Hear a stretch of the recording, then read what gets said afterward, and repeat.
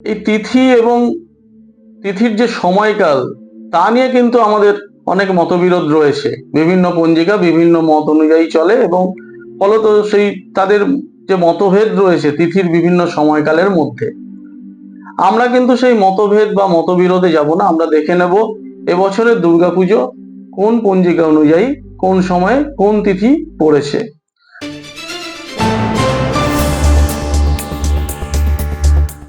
নমস্কার, আমি শ্রী গোপাল আপনাদের সামনে উপস্থিত হয়েছি।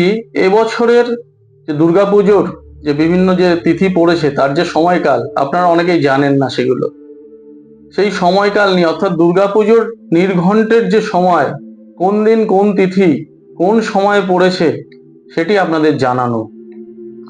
তবে এই তিথি এবং তিথির যে সময়কাল তা নিয়ে কিন্তু আমাদের অনেক মতবিরোধ রয়েছে। বিভিন্ন পঞ্জিকা বিভিন্ন মত অনুযায়ী চলে এবং ফলত সেই তাদের যে মতভেদ রয়েছে তিথির বিভিন্ন সময়কালের মধ্যে, আমরা কিন্তু সেই মতভেদ বা মতবিরোধে যাব না। আমরা দেখে নেব এবছরের দুর্গাপুজো কোন পঞ্জিকা অনুযায়ী কোন সময়ে কোন তিথি পড়েছে।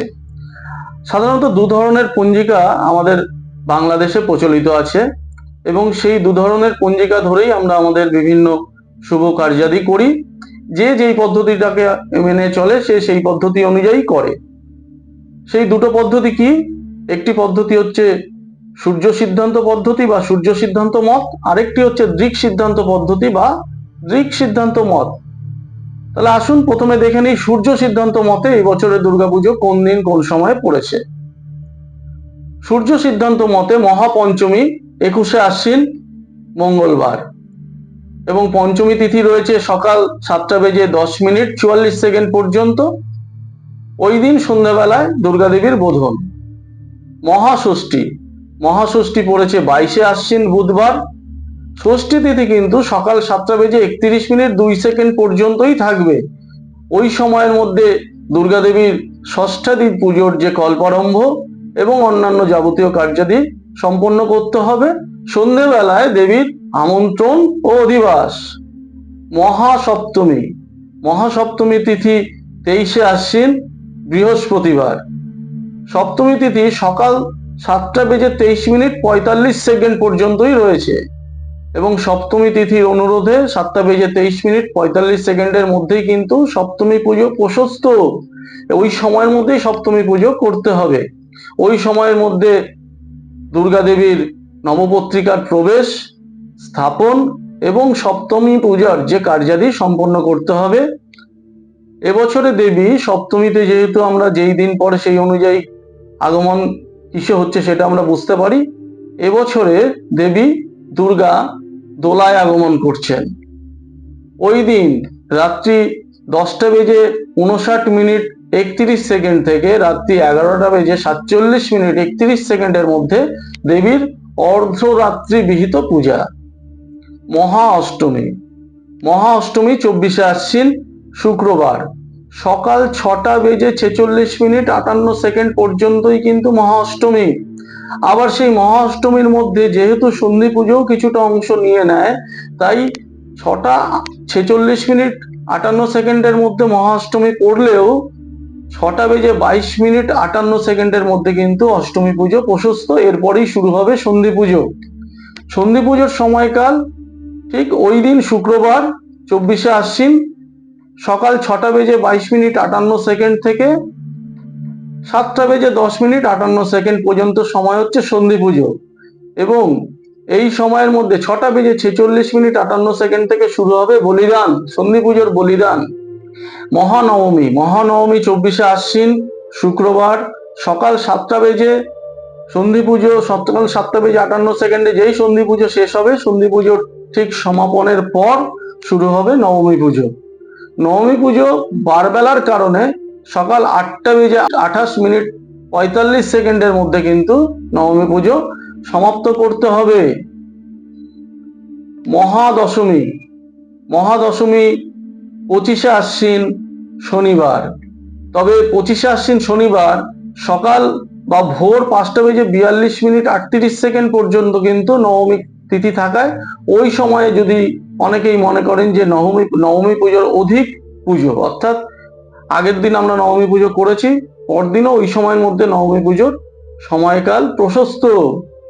সকাল 5:42:38 মধ্যে নবমী পুজোর অধিক পুজোর পর আমরা দশমী পুজো শুরু করব। যেহেতু সকাল 9:26 পর্যন্ত পূর্বাহ্ন রয়েছে এবং সেই দিন আবার কালবেলাও পড়েছে, তাই কালবেলার কারণে সকাল 7:01:47 মধ্যে কিন্তু আমাদের দশমী পুজো সারতে হবে এবং বিসর্জন আদি যা ক্রিয়াকর্ম রয়েছে তা সারতে হবে। এই দশমী পুজোর পর দেবীর ঘটকে বিদায় বা গমন হবে। কুলাচার অনুযায়ী এই দশমী পুজো শেষ হওয়ার সাথে সাথেই কিন্তু শুরু হয় অপরাজিতা পুজো এবং বিজয় দশমীর নানা ধরনের যে কর্ম বা কার্য রয়েছে। আসি পরের পদ্ধতি, অর্থাৎ দৃক সিদ্ধান্ত পদ্ধতিতে এবছরে কোন দিনে কোন তিথি এবং কোন পুজো পড়েছে। দৃক সিদ্ধান্ত অনুযায়ী 22শে আশ্বিন মঙ্গলবার পঞ্চমী তিথি সকাল বা বেলা 11:19 পর্যন্ত এবং সন্ধ্যেবেলা দেবীর বোধন। 23শে আশ্বিন বুধবার ষষ্ঠী সকাল বা বেলা 12:15 পর্যন্ত। তবে পূর্বাহ্ন অর্থাৎ সকাল 9:27 মধ্যে কিন্তু যেহেতু বারবেলা রয়েছে, তাই বারবেলা থাকার কারণে আমরা কি করব, সকাল 8:29 মধ্যে কিন্তু ষষ্ঠী পুজো সমাপ্ত করব। অর্থাৎ 23শে আশ্বিন বুধবার সকাল 8:29 মধ্যে ষষ্ঠাদি যা পূজার কর্ম আমাদের সারতে হবে।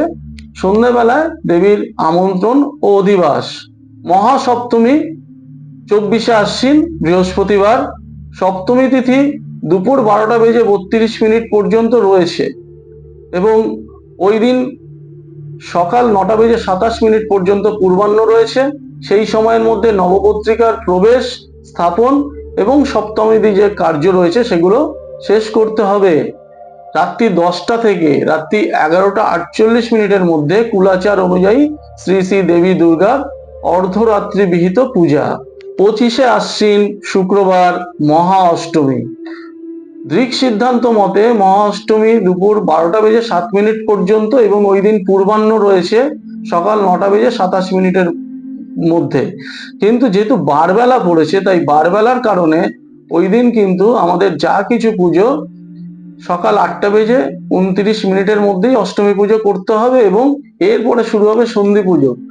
সন্ধি পুজো শুরু হচ্ছে দিক সিদ্ধান্ত অনুযায়ী সকাল 11:43 থেকে এবং 12:07 শুরু হবে বলিদান এবং 12:31 মধ্যে কিন্তু নবমী পুজো সমাপ্ত করতে হবে। 26শে আশ্বিন শনিবার, ওই দিন সকাল 10:59 পর্যন্ত রয়েছে নবমী। এরপরে কিন্তু দিবা যে নবমী পুজো শুরু হচ্ছে, সেই নবমীটা শুরু হচ্ছে সকাল 10:59 পর্যন্ত নবমী থাকবে, কিন্তু পূর্বাহ্ন 9:27 মধ্যে কিন্তু বারবেলা রয়েছে। তাই ওই বারবেলা রয়েছে সকাল 7:02 আগে কিন্তু আমাদের নবমী পুজো করতে হবে। নবমী পুজো বারবেলার আগে করে তারপরে আমাদের মহানবমী পুজোটা সমাপ্ত করতে হবে। আসছি দশমীর কথায়। 27শে আশ্বিন রবিবার সকাল 10:09, সকাল 9:09 মধ্যে কিন্তু দশমী পুজো পড়েছে এবং ওই দিন সকাল 9:09 মধ্যে দশমী পুজোর যাবতীয় কর্ম শেষ করতে হবে এবং বিসর্জন আদি যাবতীয় পুজো শেষ করতে হবে এবং বিজয় দশমীর যে কর্ম সেগুলো করতে হবে। কুলাচার অনুযায়ী বিজয় দশমী যখনই হচ্ছে সেই সঙ্গে আমাদের দশমী পুজো যে শেষ হয়ে গেল, বিসর্জন হলো, তারপরেই শুরু হলো শ্রী শ্রী অপরাজিতা পূজা এবং বিজয় দশমীর বাকি যে কর্ম রয়েছে সেগুলো আমরা করি এবং শুরু হয় দশেরা।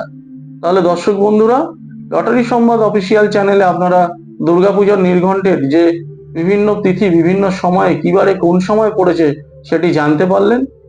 এবছরের পুজো আপনাদের ভালো কাটুক। পুজোর দিনগুলোতে আপনারা খুশি ও আনন্দে পরিবারের সাথে ভাগ করে নেবেন এবং এই পুজোটিকে সুন্দরভাবে সবাইকে নিয়ে একসাথে ভালোভাবে কাটাবেন, এইটুখানি আশা রেখে অনুষ্ঠানটি শেষ করলাম। নমস্কার।